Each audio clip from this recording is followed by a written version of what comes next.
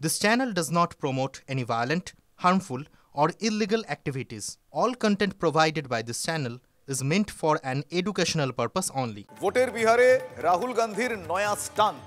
বেগুসরাইয়ে প্রচারে গিয়ে মাছ ধরতে গিয়ে তিনি জলে ঝাঁপ দিলেন। এই ছবি আপনাদের দেখাচ্ছি। বেগুসরাইয়ে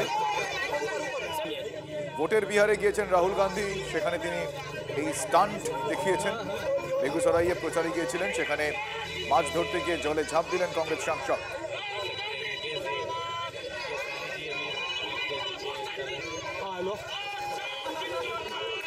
দেখুন সেই ছবি আরো একবার দেখাচ্ছি। জলে ঝাঁপ দিচ্ছেন রাহুল গান্ধী। বেগুসরাইয়ে বিহারে আগামী 6 এবং 11 নভেম্বর 2 দফায় ভোট গ্রহণ পর্ব রয়েছে।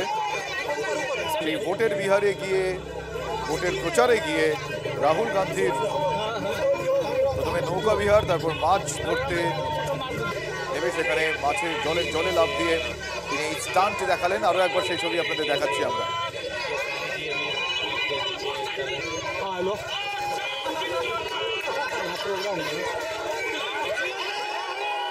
ভোটের বিহারে যথেষ্টই প্রতীকী এই ঝাঁপ।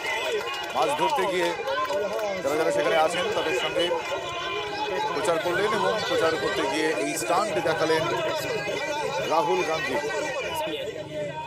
আমার সহকর্মী প্রদীপ চক্রবর্তী এই মুহূর্তে আমার সঙ্গে টেলিফোন লাইনে রয়েছেন। প্রদীপ, এই মুহূর্তে বিহারের যে ইকুয়েশনস আমরা জানি, একদিকে নীতিশ কুমার, অন্যদিকে তেজস্বী যাদব, অন্যদিকে পিকে এবার ভোটের ময়দানে, এরকম একটা ট্রায়োর মাঝখানে রাহুল গান্ধীর এই ঝাঁপ, মাছ ধরতে এই ঝাঁপ, ঘোলা জলে কতটা মাছ ধরার স্ট্র্যাটেজি বলে মনে হচ্ছে?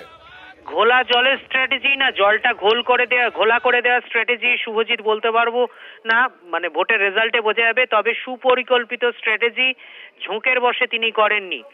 এবারের বিহারে মহাগঠবন্ধনের তরফ থেকে যে নির্বাচনী প্রতিশ্রুতি দেয়া হয়েছে, তাতে মাছ ধরা যখন বন্ধ থাকে সেই মরশুমে মৎস্যজীবীদের 5,000 টাকা করে সহায়তা দেয়া, আমাদের যেমন সমুদ্র সাথী প্রকল্প আছে ওরকম দেওয়ার একটা প্রতিশ্রুতি আছে। প্রথম কথা হচ্ছে, এই রাহুল গান্ধীর ঝাঁপের পর কংগ্রেস এই ছবিটাকে দিয়ে সেই প্রতিশ্রুতিটাকে বিহারবাসীকে স্মরণ করিয়ে দিচ্ছেন যে আমরা মৎস্যজীবীদের পাশে আছি, আমরা পার থেকে সহানুভূতি দেখাই না, আমরা জলে নামি। এটা কংগ্রেসের পরিকল্পনা। 2, বেগুসরাইতে গিয়ে পুকুরে মাছ ধরা অনুষ্ঠানে নামলেন। বেগুসরাই হচ্ছে বিজেপির মারাত্মক শক্ত ঘাঁটি। কানাইয়া কুমার ক্রাউড ফান্ডিং করে ভোট করেও হারাতে পারেননি বিজেপিকে।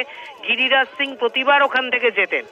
সেই বেগুসরাইয়ের জল ঘোলা করে দিতে রাহুল গান্ধী জলে নামলেন এবং সেই ভিডিওটা একটু আগে থেকে দুপুর এখন 3:30 বাজে, 2-3 মিনিট আগে থেকে এখন ছড়াতে শুরু করেছে। আজ রাত অবধি এই ভিডিওটা দারুণভাবে ভারতে ছড়িয়ে যাবে। সুতরাং রাহুল গান্ধী একটা পরিকল্পিত পদক্ষেপে নিয়েছেন। সম্ভবত এই পরিকল্পনা অনেক ভেবে চিন্তে নেওয়া, কারণ নৌকা করে মাঝ নদীতে গিয়ে তারপর সেখানে জলে নামা, এটা জাস্ট একটা ঝোঁকের মাথায় নেওয়া পদক্ষেপ নয়, এটা সুপরিকল্পিত রাজনৈতিক পদক্ষেপ বা রাজনৈতিক ঝাঁপ, আমরা যাই বলতে পারি। উনি জলটা মেপেই জলে নেমেছেন।